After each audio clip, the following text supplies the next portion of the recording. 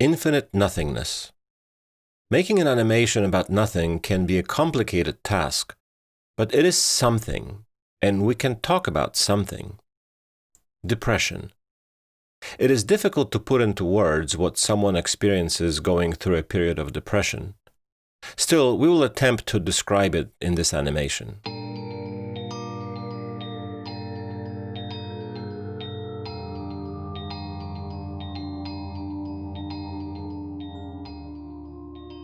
Imagine that you're in a deep sleep and you're dreaming that you are with your loved ones, your wife and children, people with whom you have a deep bond.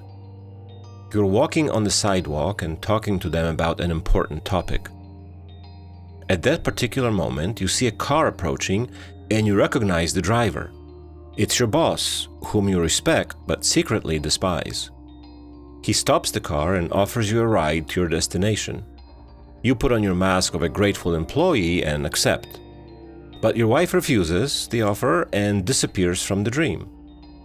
Your child excitedly jumps into the back seat of the car, and just as you come to your senses, your boss speeds up and leaves with your child in the car. Your mask falls off and you run after your boss's car, overcome with negative emotions. But you can't reach the car that is getting further and further away, and you feel exhausted until you can't move. Your feet are heavy as if your shoes were made of concrete. Your heart is full of rage because of your paralyzing indecision. The struggle continues. And then you wake up. It's just one of those irrational nightmares that we can't do anything about. It's similar with depression. It's like being wrapped in a slimy jelly that makes it hard for us to move.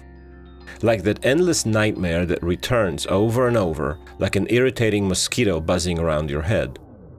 But this is also the moment when the masks fall off, when all of our social structures crumble and we see the actors of our lives exposed. Depression is an irrational state. It's a continuous flow of pessimistic thoughts.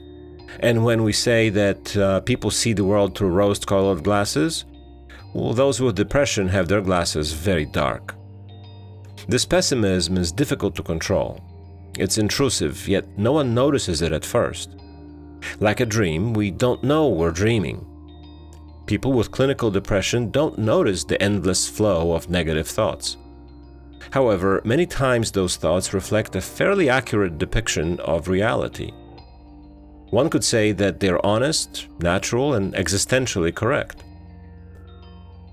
Depression, unlike the rage and paralysis and nightmares, does not result from one bad decision. It's hard to say when it starts and when it ends.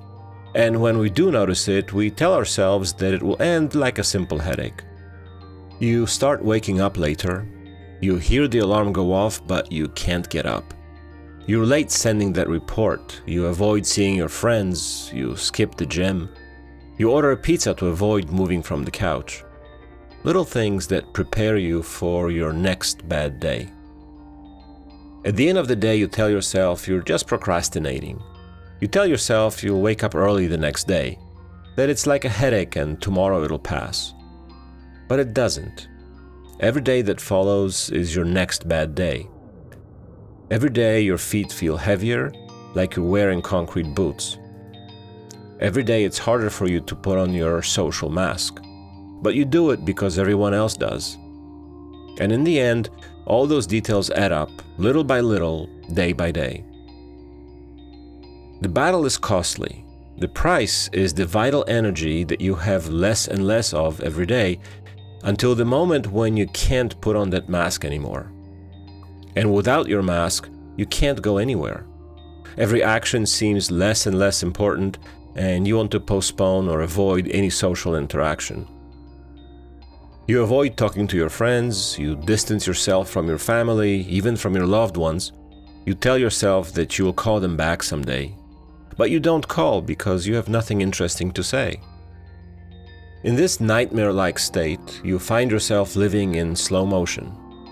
Everything is vague, unfocused, and what little you have left in your view begins to look more and more clouded.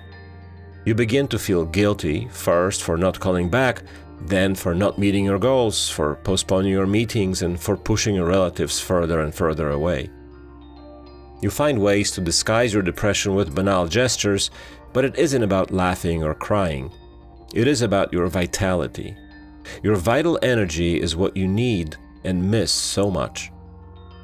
Surrounded by pessimistic thoughts like the classic "life has no meaning," any attempt to get out of this vicious cycle is ineffective. Eventually, you begin to wonder, what's wrong with me? Who am I? And why am I unhappy? After all, I have everything that anyone would want to have. These are not simple questions, and you can't find the answer you're looking for. But you're still in that endless spiral of guilt. In the end, the choice is simple. You're comfortable being alone. It's your comfort zone, and you'd rather not get out of it. This gets mixed with low self-esteem and bad decisions you have made so far. Sounds familiar? But while you can wake up from a nightmare, usually with a beating heart, making sure it was in fact a nightmare, not everyone wants to wake up from depression. We describe it as our new normal. It's our uncomfortable comfort zone.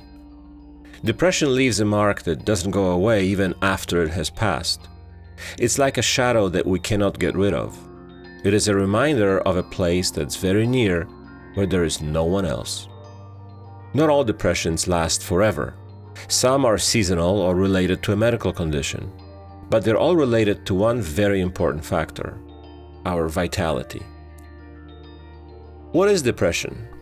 It is undoubtedly an illness, and its irrationality is clearly explained by an imbalance of hormones like serotonin, which affects our behavior in surprising ways.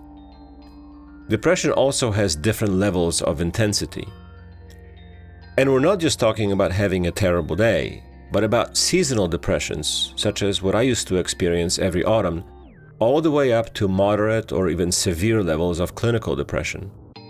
There are several clear symptoms that range from deep apathy, lack of interest, loss of vitality and socialization, catatonic states, and suicide. Depression should be recognized, named, and treated. Depression is not a disease of the soul, as some like to call it. Its origin, diversity, genetic tendencies, and the variety of people who suffer from it lead me to the conclusion that pharmacological treatments that muffle the symptoms of depression are not enough and that we must do more. Depression affects our vitality as if someone was stealing our breath. We have to look for things and experiences that give us strength and amplify our will to live. It is worthwhile to seek out hobbies, follow our passions, and listen to our heart. My depression was fed by the fact that I worked for someone else. It affected my self-esteem and crippled my ambition. A lot changed when I started working for myself. I have more responsibilities, but I also have more control over my business. Sometimes it's good to know how to let go and let it be. And I looked for things that would help me replenish my vitality in case some of it escaped.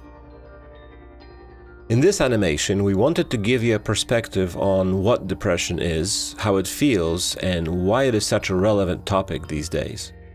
A problem that is difficult to treat properly, yet one that should not be underestimated. And maybe it is easy to describe depression in an artistic way, but until one experiences it, it's very difficult to imagine. So please be more understanding if you're in the company of someone that suffers from depression. You can't get out of a cycle of depression without specialized help. So don't hesitate to ask for help if you need it. As always, thank you for your time. Be extraordinary and as far away as possible from depression.